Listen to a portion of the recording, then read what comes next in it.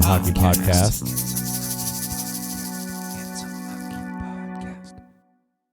I understand like pissing on someone in anger, but not sexually. To each their own. If you're not hurting anybody, do what you want. Who am I to interfere with somebody's peccadillos? But at the same time, ew. Anyways, speaking of ew, this is episode 89 of the Handsome Hockey Podcast, here from lovely, sunny today, although very dark now, Portland, Oregon. I like how we introduce this podcast mostly with weather because everyone cares what the Portland weather report is. Well, like, 90% of the people who listen to us are in Portland already, so they know. Experiencing and like the other weather. 10% are like, who gives a fuck? Hey, you got to get that weather report out of the way. That's how we draw people in. That we have a strong meteorologist contingent in our listenership, and so we report on the weather and all sorts of strange cars that come past our house and make noise. Yeah, you're welcome. My name is Jake. Across from me is you're angry manlet, Evan. Yeah, I'm still upset by the fact that you're the angry manlet. You can take that reign from me if you want. No, it was absolutely given to you, like bequeathed to you by the Twitter gods, the X gods. Bequeathed to me? Yes. Well, I mean, I thought we were over sexual peccadillos, but here we are. Have you listened to this podcast? The guy who edits the podcast? No. I just randomly draw lines on the editing software. I just like, take crayons and color on my screen. That's why I go through laptops so fast. Why isn't this erasing? I don't have a good transition to that. Yeah, we're just gonna jump right into the deep shit here. Yeah. The proverbial second shoe has dropped in the unfortunate death of Adam Johnson in a hockey game in England. Unnamed person that everybody knows is the guy who sliced his neck with skates, or a skate. Matt Petgrave has been arrested in connection with the death. If he had sliced him with skates instead of skate, I don't think there would have been any question that was like an attempted thing. Yeah, I mean, the one time I've seen video of someone actively attempting to cut someone else's face with a skate, they were on their back and like kicking up at their face with 2 feet. It was crazy. Oh my God. Hopefully that was in Russia. It was like a recording from the live barn feed, and they were like contemplating going to the police with it or something. Yeah, banned for life.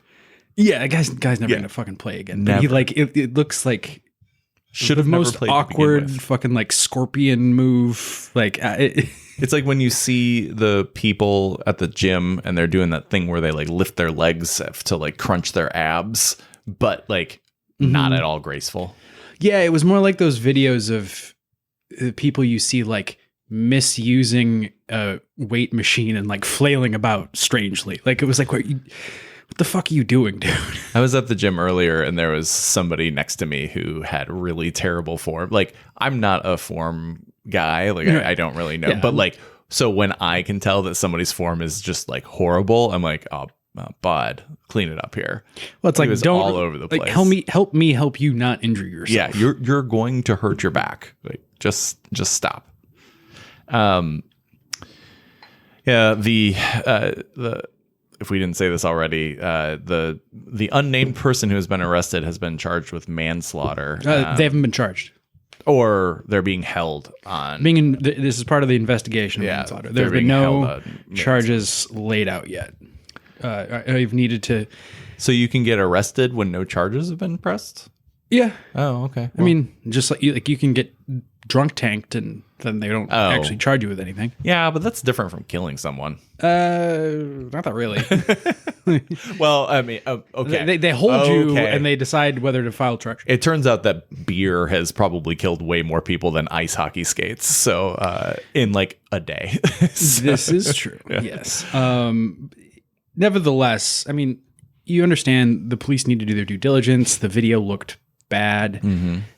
I'm sure a cop who doesn't play hockey, like, has some questions in this person that rightfully so. Yeah, probably needs to answer. I mean, some people point out that even if this was not any sort of intentional killing, it's probably a irresponsible play. Yeah, oh, absolutely, yeah. And that can open up the chance of being charged with manslaughter. And I think that most people in hockey agree that that's not the correct response to this. But there are probably people that think this guy needs to have his day in court. Hopefully it doesn't go to a charging phase. I think that that's sending the wrong message about this person and about the sport. Like in the time that we've been adjudicating this and fighting about it on social media and whatnot, several other people have been cut by skate blades, including Caden Gooley tonight. By notorious bad boy Elias Lindholm. Yeah, right. And entirely 100% offense forward who doesn't know how to really like hit a fly. Yeah, it just gets tripped up and his skate blade goes into Gooley's face. It looks like the fact that he was wearing a half shield. A half shield makes all the difference in that scenario. But that's what we're probably looking at with many of these leagues is we're going to do what we did with young players in half shields with neck guards and you know, everybody that doesn't have them now is sort of grandfathered, and then anybody coming into the league afterwards will have to wear one like they do in juniors, etc. Yeah. But yeah, it's crazy that UK police have taken this step, even if it's investigative, just because it creates an air to the situation that shouldn't happen. And I think, like, you know, if this happened in Canada, the police probably would have like interviewed people at the rink and concluded their investigation that night. That it happened in a country that is not familiar with hockey, I think makes this a little bit more of a predictable consequence. Yeah, I think we saw that with the Todd Bertuzzi incident. There was a lot of talk about that being put before a judge and jury because of the viciousness of it, and ultimately that didn't happen. Obviously, Bertuzzi served his sentence and played for like 8 more years or something like that. His sentence of being Todd Bertuzzi for life. Which sounds like a bummer. I would not want that sentence. That life sentence sounds a bit rough. Like when the entire country of Canada hears you might move back because Joe Biden might win, and they go, no, you're fine there. Just, it's okay.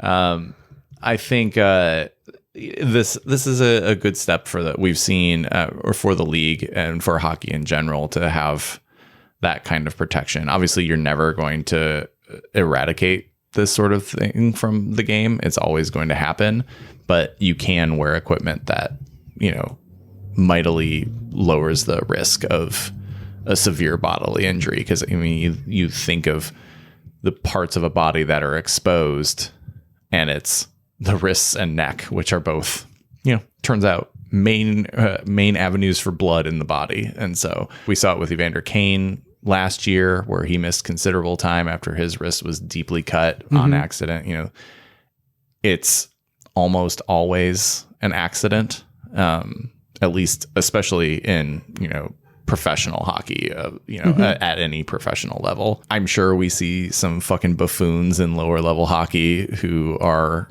you know, just that fucking stupid and think that it's okay to use their skates as a weapon.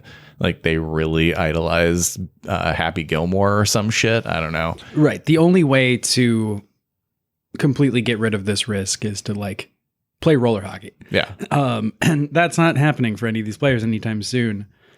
And so buy Mars blades. I'm a little bit surprised at pleasantly surprised at the swiftness with which the neck guards have come into play. Also, one thing that factors into it is like Adam Johnson was a good friend to a lot of current NHLers.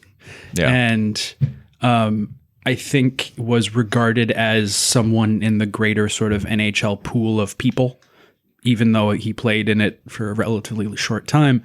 And so I think that's reinforced to NHL players like, oh, this could happen to me. And so it seems like a lot of players that have kids have referred to their families and being like, hey, this is the reason that I'm doing this. Michael Russo interviewed Scott Perunovich wearing a net guard. He's a player for the Blues. And he just, had a fairly boilerplate quote to say, but then ended it with, yeah, I just miss my buddy. Yeah. And that, I think, is the thing that needs to be underscored in all of this.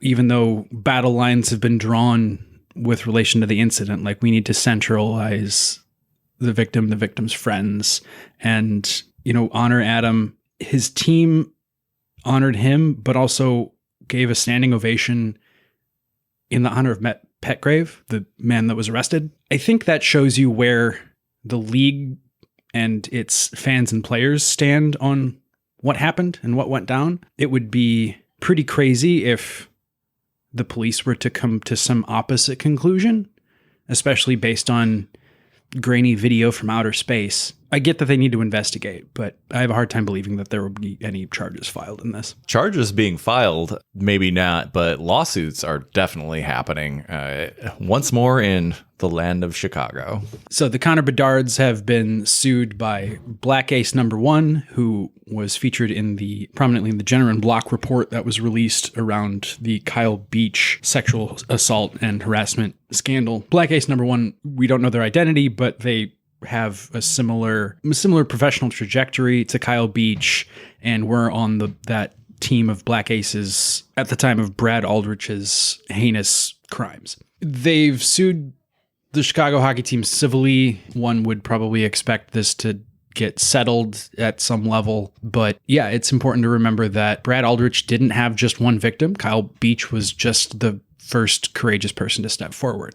There were several other people outlined in the Jenner and Block report, and Black Ace #1, I believe, was the person that was chased around with homophobic slurs in practice. From the article I read, that he was definitely, and that was by his teammates who were calling him that because they knew what Aldrich had done. Yeah, and that's one of the things that really makes this thing worse and worse. Is like these were professional hockey players being kind of done in by their coaches and teammates. Like that's some of whom are still in the league. Sure. Or are maybe, trying to get a contract right now. Maybe. We'll get to that later. Going from sexual assault to just regular assault, the WHL Swift Current Broncos have suspended their 36-year-old head coach. Like anytime someone's like our age committing heinous acts in hockey, I'm just like, well, we could fucking do better by just not doing that. Yeah, like all you had to do was not slash the fuck out of one of your own players in practice. Yeah, and you still have a job. He reportedly broke a stick over a player. Like, oops. Just absolutely insane. Yeah, it takes, as somebody who has never broken a stick over another player, despite trying, it takes a lot to break a stick over a human being. Like, a lot. And so this was definitely an act that had a lot of rage and malice behind it. And it seems like something out of the Don Cherry movie where Jared Keeso plays Don Cherry, and like his coaches are just like hitting him and abusing him, and it's like this shit happened in the 40s. We don't need to be slashing players in practice in 2023. My God. Speaking of things that don't need to be done in 2023, the marketing of the PWHL, the Professional Women's Hockey League, for the uninitiated, the formerly known as PWHPA and NWHL and or PHL and PHF. Well, the complete lack of vision and business etiquette business professionalism that is coming out of the PWHL is alarming and really sad. Yeah, it's like they are trying to market one of those masterclass videos that you see on social media, except it's a masterclass video in how not to market something. The ones where it's like Gordon Ramsay saying, don't cut your fingers while you're chopping food. And it's like, thanks, Gordon Ramsay. I'm glad I paid $17.50 for this video. They've gone through all of the marketing steps that you should never make. Yeah. Step 1, piss off your entire market and any sort of stakeholder. Step 2, make yourself look like the bad guy by destroying a functioning league. Yeah, and just nuking its IP into the ether. And also, like, we'll get back to this, having several awesomely branded franchises, and then, well, we'll get to number 6 later. But number 3, release little to no information for several months.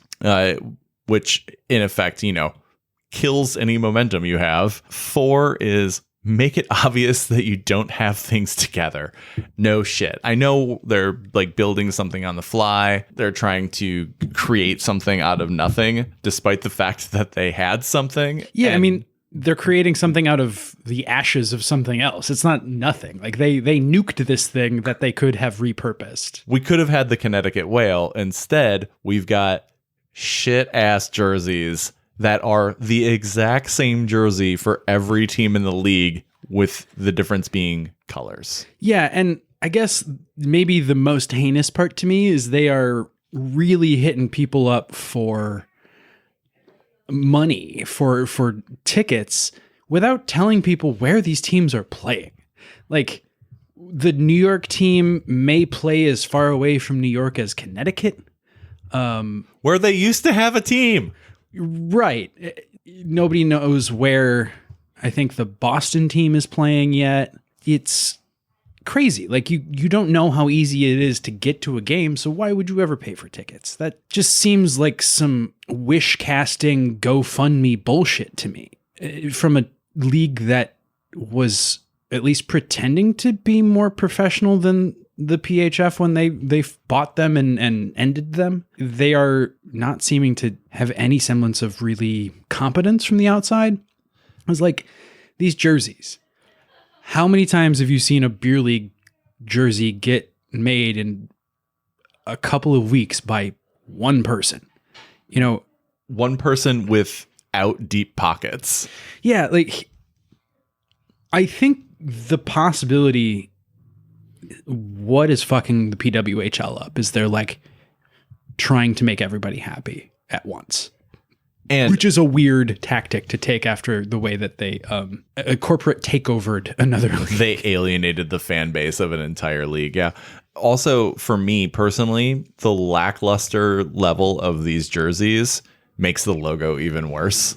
Like, it does. Like they came up with a logo that, yeah, it looks like Westworld, but okay, fine. What hockey league has an awesome logo?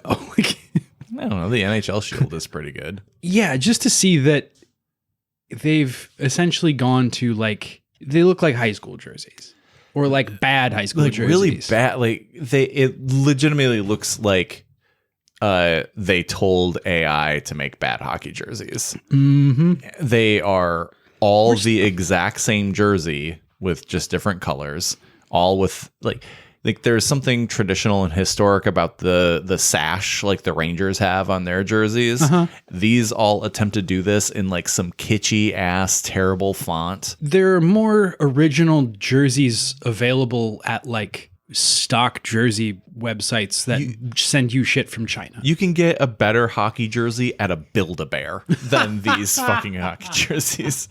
They're embarrassing. The Montreal jersey looks legitimately like they stole it from Colorado. Also, can we have some recipes for chickpea pasta?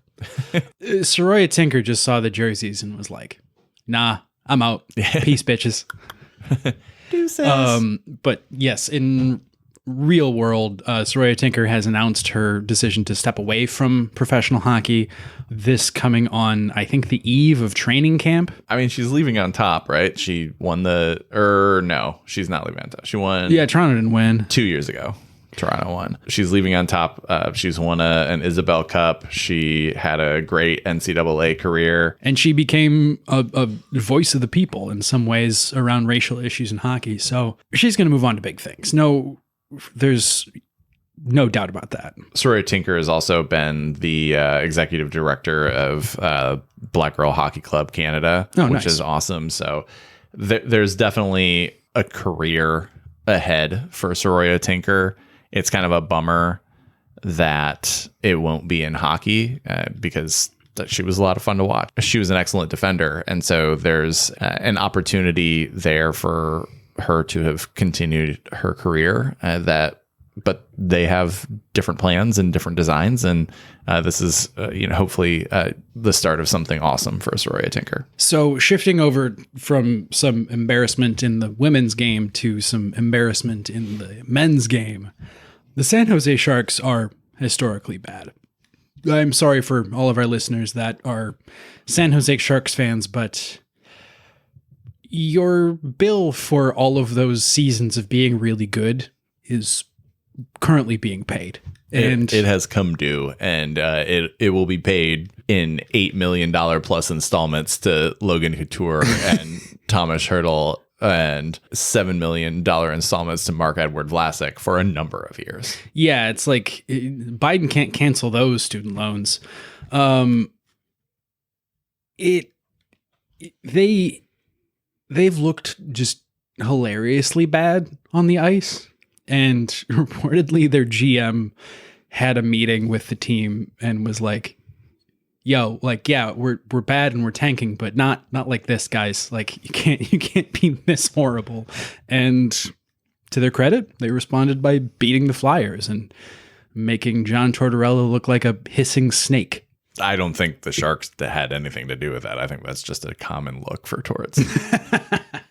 San Jose is so bad that when they played and beat the Oilers the night or 2 nights after beating the Flyers, shit really hit the fan. Yeah, the Oilers coach is like, knew the gig was up when they lost to San Jose.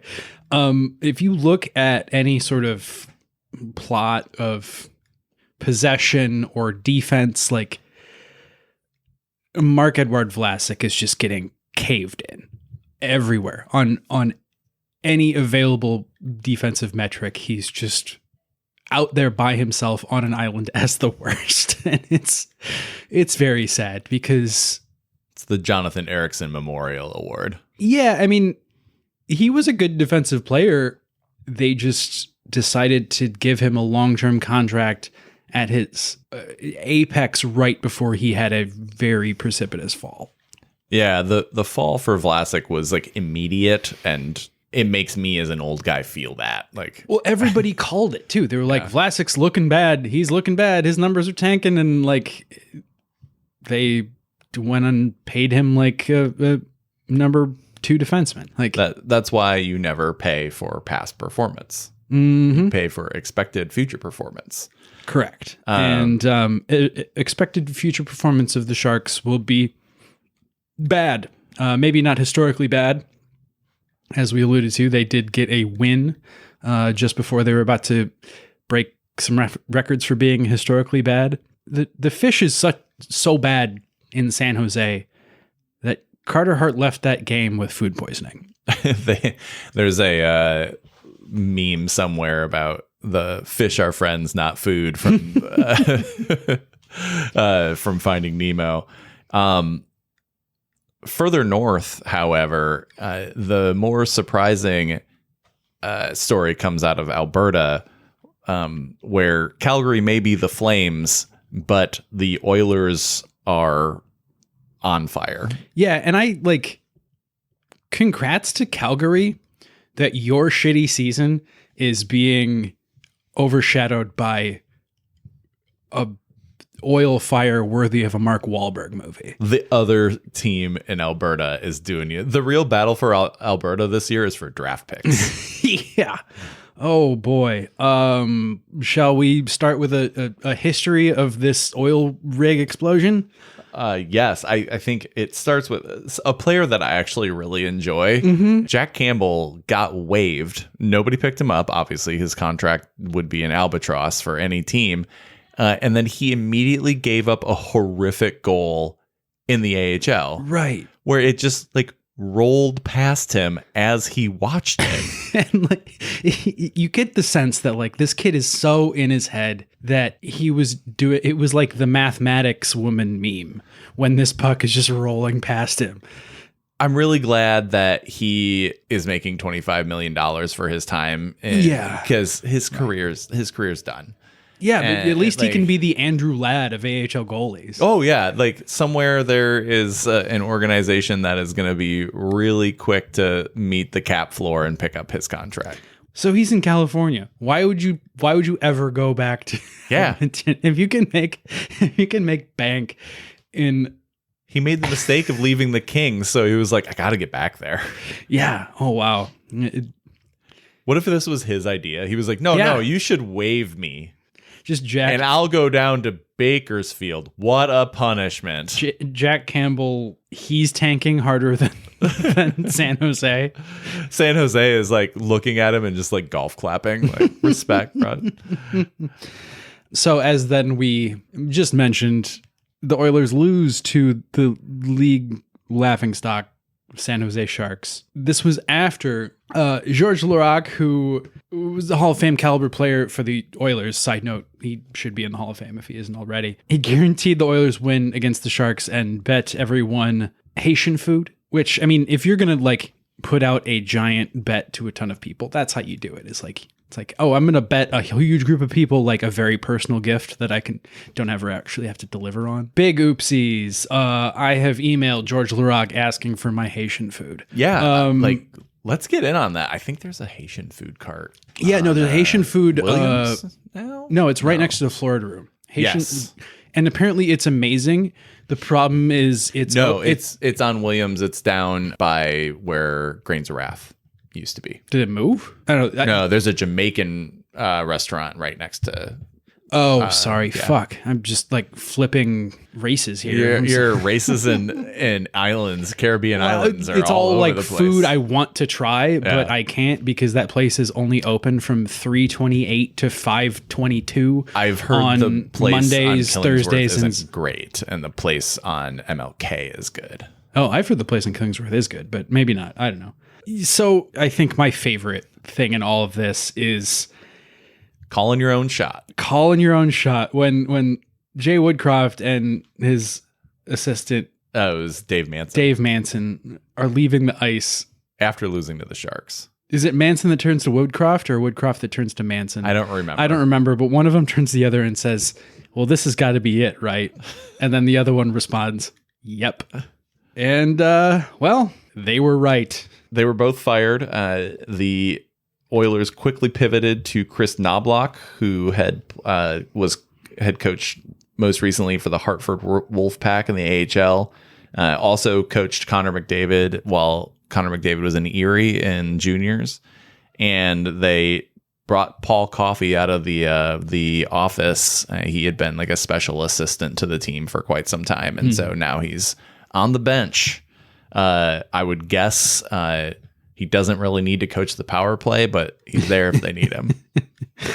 McDavid has kind of been miscast in all of this as like maybe pulling strings behind the scenes, when you know damn right all of this is being done by Ken Holland to save his ass. Reportedly, McDavid is angry. He may or not be showing one emotion at the moment.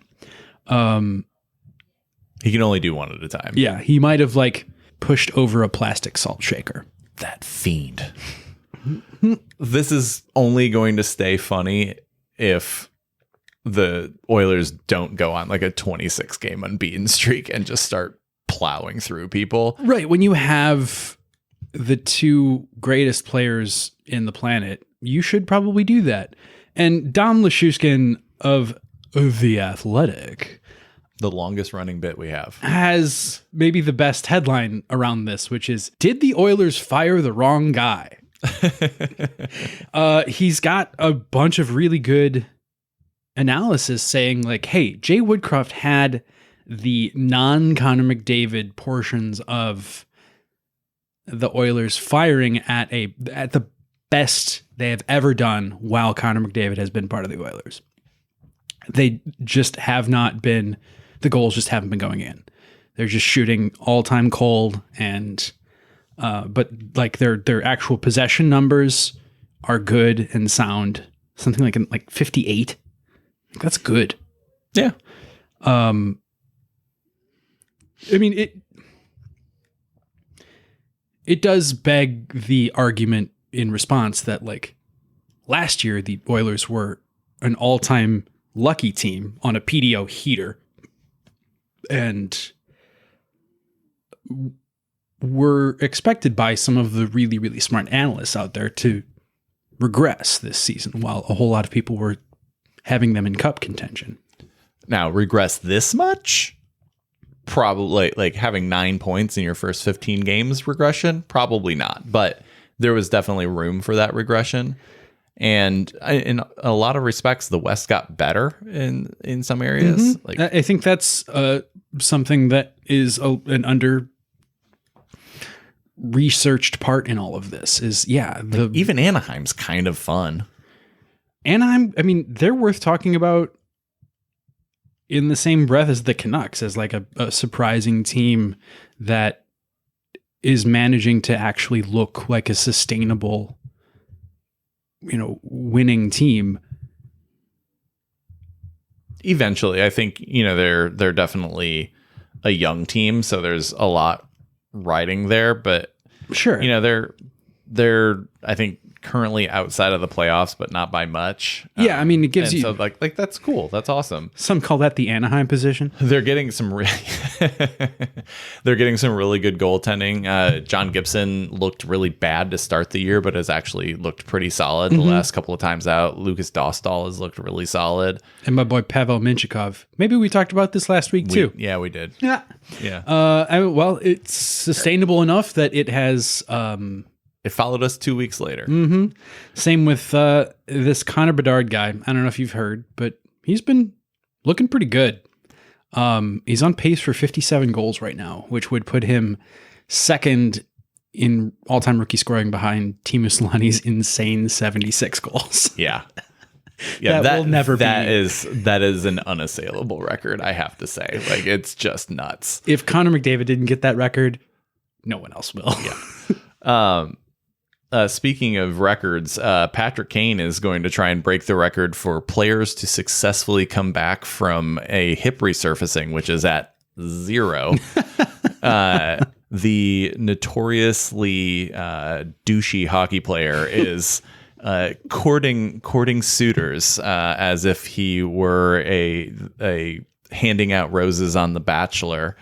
Reportedly 8 teams are after his old ass. Yeah, and all of them shouldn't.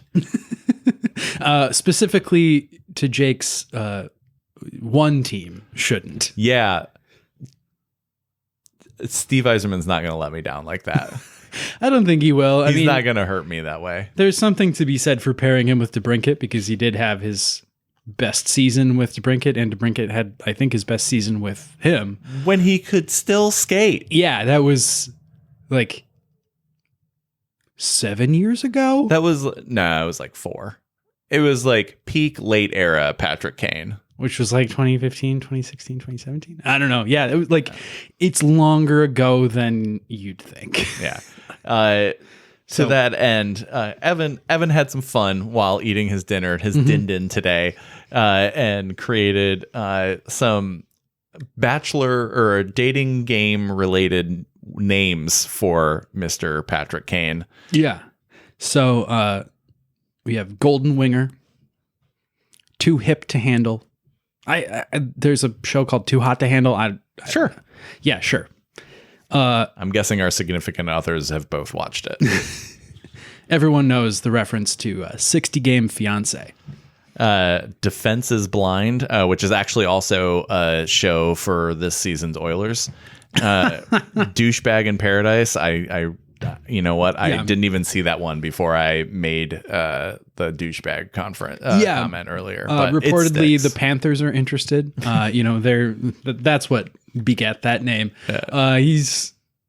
The Panthers are probably a good example of a team that like should kick the tires into Patrick Kane. Like, hey, we kind of are everybody's good, but hurt also and we we're kind of okay. suck. Like, same with Toronto. So that would be signed at first sight. Because Toronto needs help bad. They are so bad. And personally, I love it. I'm here for it. And I kind of think that if Toronto signs Patrick Kane, they'll just get worse. So, who knows?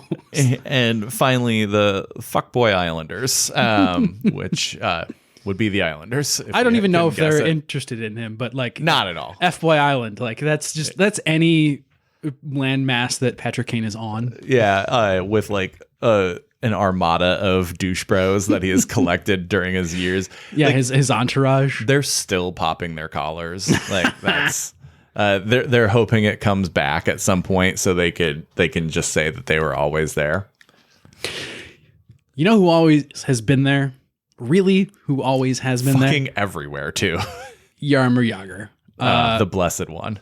Yeah, he unretired himself in the Czech league again, and he's doing okay. Like at what, 50? He's fine. Yeah, he's still a shockingly adroit hockey player, even at his extended age for a professional athlete.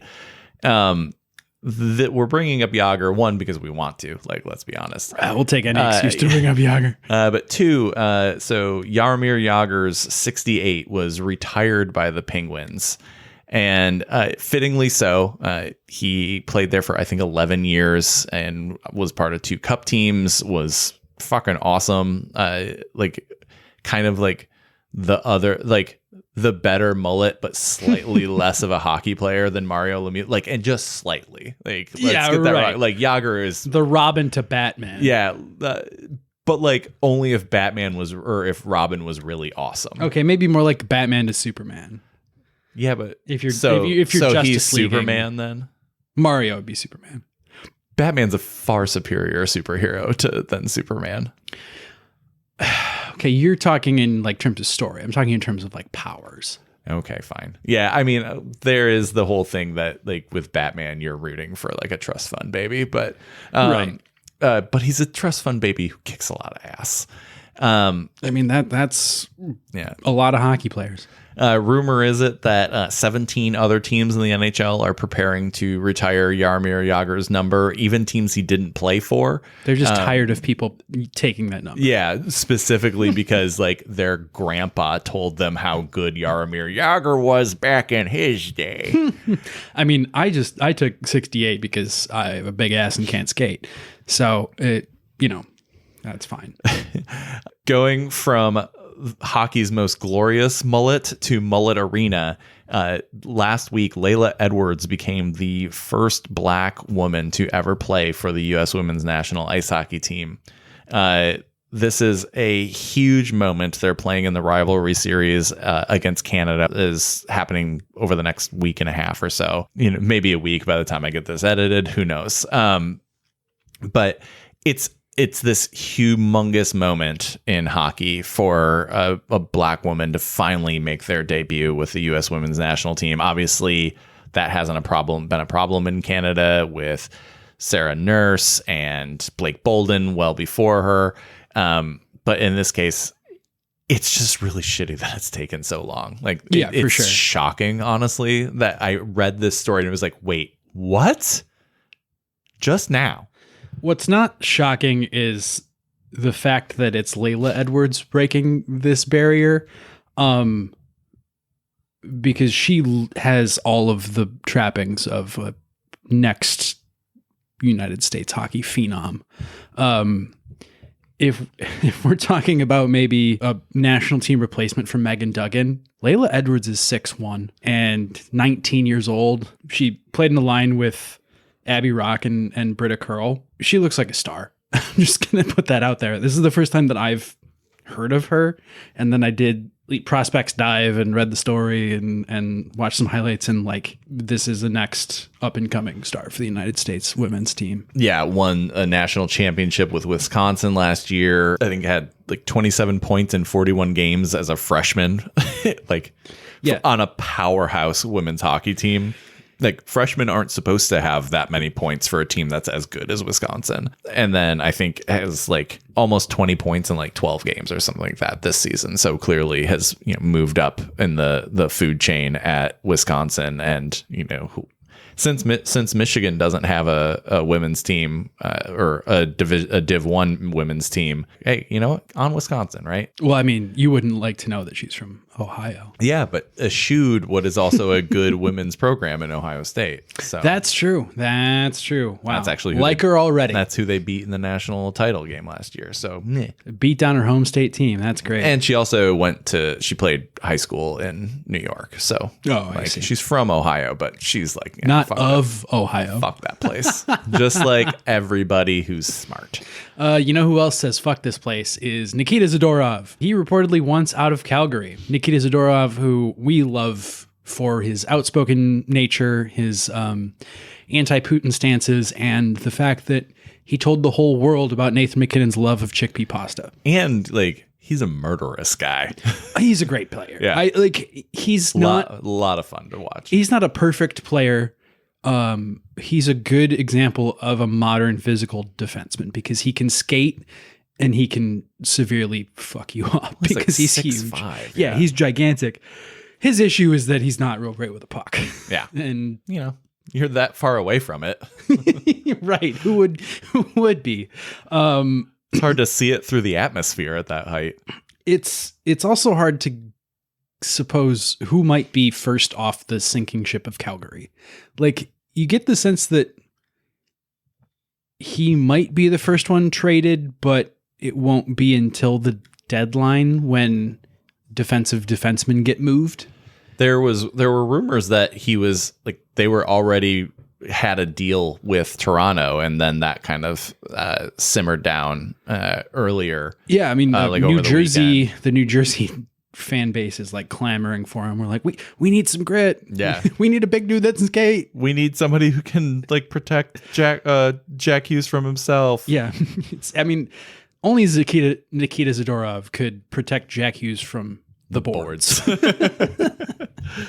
There's going to be a tire fire or a fire sale. Well, and a tire fire in Calgary. Yeah, what year. Kind of flame is Calgary? I mean, maybe that's the difference. Is like when they're doing well, they're like a nicely ventilated campfire, and like, you know, now they're like wet logs covered in moss. Yeah, and you're like, well, the moss is smoking. That's nice.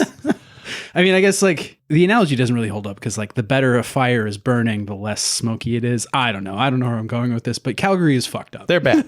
And we're going to see probably Noah Hannafin, probably Chris Tanev, Elias Lindholm get traded at some point in this year. And then they're just going to like take Jonathan Huberdeau and go drown him in a lake. Yeah. they're gonna be like, well, you can retire or you can go hang out with Gary. You remember that boat party we had a year ago when you signed that giant extension? Yeah. You were going to have another one of those, buddy. Go do it again. Get on a boat. What's the name of the boat? Titanic. What's the name of the boat? This piece of shit will sink. This boat's called the SS Assassination. Careers that were on boats. The Canes have announced that in February they're going to wear their Whalers throwbacks, which is one of the best throwbacks there is, but also is like a stick in the eye to New England. Yeah, it kind of feels like having a beautiful bug behind glass, like pinned to something. Like, oh, hey, we own this intellectual property. Suck on that, motherfuckers who want to see this jersey. Yeah, that was one of the reasons why the Connecticut Whale was so fun, was because it was like a blatant middle finger to that, but also I would say more like nice quotation. Yeah. And use of a beautiful color scheme.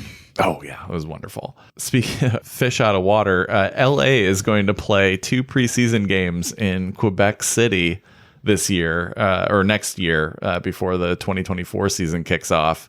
Rumor has it the Habs offered to play in Quebec City for free But the city decided to pay the Kings to come instead. Which is so funny. It's great. I mean, it's because Quebec City is, the seat of royalty. So they're like, well, we must bring the roi. What, Patrick Roy? No, the roi, the other roi. Derek Roy? No, the LA Kings. Le Royal. Le Royal with cheese. Le vraiment royal. Yeah, very funny that it's kind of like having a band and like you want to play your uncle's, like, I don't know, kid's bar mitzvah or something, and he's like, nah, actually I'm bringing in Cheap Trick. A not so cheap trick. I mean, $5 million for an NHL team to play, that seems low. I don't know. For a preseason game? Yeah, I don't know. Interesting. Like, if you were gonna have, like one of those like Sweet 16 shows, and Daddy's gonna get you anything you want, and you're like, I want my own NHL game. Yeah. Well, I mean, Michigan paid less than that to lose to Appalachian State. So. Okay. God, I love it when there's like an upset in college football from a team that is getting paid. It's not great when you're there. And no, also it's not an alumnus of the school. Sure, but like, yeah. I mean, if you go Zapruder film that shit, like actually that Appalachian State team was like stacked. Oh, they were very good. Yeah. That's why when Stanford beat Southern Cal later in the year, that was considered a bigger upset because Appalachian State was probably better than Stanford. Staying with Big Ten alumni, Kyle Okposo, who played at the University of Minnesota, was honored for skating in his 1,000th game in Buffalo. Like, it's kind of crazy to think that I think it's 1,000 overall. I don't think he's been in Buffalo that long, has he? I think he's been in Buffalo his whole career. No, he was an Islander. Oh, that's right. I forgot about that. It's all blue. It's the same fucking team. It's all blue and in New York. It's his 470th game as a Buffalo Sabre. I mean, yeah, whatever. Just play with it. I just said 1,000th game. I didn't say as a Islander. What he needs to do is complete the Pat LaFontaine trio and sign like a one-day deal with the Rangers, just to be like, just to ruin that piece of stat for Pat LaFontaine. That would be very funny. Unfortunately, in that game, Tage Thompson was hurt in an inadvertent collision with Charlie McAvoy. Their feet got tied up in an awkward way. Apparently, he's looking to miss some significant time. That sucks. Everyone's rooting for Tage Thompson to heal fast and be a super exciting player that he's been the last year and change. Unless I play against him in fantasy in the next couple weeks. Mean, hopefully he stays injured until Jake plays him, and then goes. Then he can come back and have a great season. Speaking of problems with significant time, 3-on-3 overtime has been a staple of the NHL for the last few seasons, but it is getting looked at because it's been kind of metagamed into this unwatchable, stupid thing where everybody's just pulling for the perfect chance and they're just overpossessing the puck. It's kind of strange. I mean, it looks like roller hockey. Roller hockey players don't mind it, I think, as much. But it's not great for the traditional hockey fan. I think that's the lay of the land. I mean, I guess in some semblance, I am a traditional hockey fan, and just because I've been watching it and playing it for so long, it's kind of boring. Well, it's boring because it's been sort of like metagamed into this. Oh, it was wild when it first came out. You're like, holy shit. Well, and if like what teams are doing is trying to avoid the wildness. Like it's trying to impose control over this. Well, like you can't impose control at 4-on-4 or 5-on-5. There's too much randomness going on. So like at 3-on-3, you can really sort of overpossess and like take your best shot. But then when the play devolves, it's bedlam. If you get into 3-on-3 and it's just rushes, I mean, that's that's what we want. Right. Well, and like how many amazing highlights from the last couple of years of 3-on-3 have resulted in that? Like a few, but not nearly enough, not nearly the expectation. And so, yeah, it's kind of been revealed that players and coaches are playing this just too close to the chest. We're open to something new as well. Like, I don't know, 3 points for a win. Just going to 10 minutes of overtime instead of 5 would make a difference. That would be less shootouts, more games decided by actual goals at even strength. Some of the other more extreme answers include like a shot clock, which I think nobody really wants. I don't those even poor want like if you institute a shot clock, like those poor refs. Yeah. I don't even want one in basketball. I want basketball games to end like 4-12. I love it. That's fun. And like the other one is no take backsies into your own zone, which that's easier to call. I don't know, like you make it your defensive zone or half court, but you can't really penalize teams for like cycling out of the offensive zone, can you? Like that's kind of... Or make it like a roving blue line. So like once you cross the blue line, the red line becomes offsides or becomes out of the zone. So you can stay, like the zone becomes bigger. That's interesting. Thank you, PDX ball hockey. Oh yeah. Is that a ball hockey rule? Well, yeah, because the court's so small at PDX ball hockey, you have to extend the offensive I mean, zone. that makes sense. And like, that's the kind of innovation that would actually work. It's like something that has a demonstrated concept in another sport. Speaking of another sport, politics. The Vegas Golden Knights, winner of last year's Stanley Cup, visited the White House recently, joined by Riley Smith, who has since been traded to Pittsburgh. The team gave Joe Biden a giant golden hockey stick. Reportedly, Hunter is very excited to do some coke off of it. But yeah, Vegas is hugely deserving of this. They've been in first place in their respective division for 45% of the time since they've entered the league. That's stupid. That is stupid. And that's like Montreal in the 30s. There will be hell to pay. Like this team, in several years, when they age out, they will age out hard. Unless they continue to be the incredibly shrewd player mover that they've been over the past couple of years, with zero empathy for anyone, but always seemingly doing pretty smart things. I don't know. Vegas has the look of modern dynasty. Speaking of smart things, it's probably time for us to end this shit. It is past our bedtime. I'm yawning and it's not even 10 o'clock yet and my legs hurt. God damn, I'm old. Thank you, everybody, for listening to us. We texted this weekend. We're like, we should probably record before the holiday. Otherwise, it's going to be a month before we do this again. Yeah, we've entered the part of the season where everyone just wants to circle back after the holidays.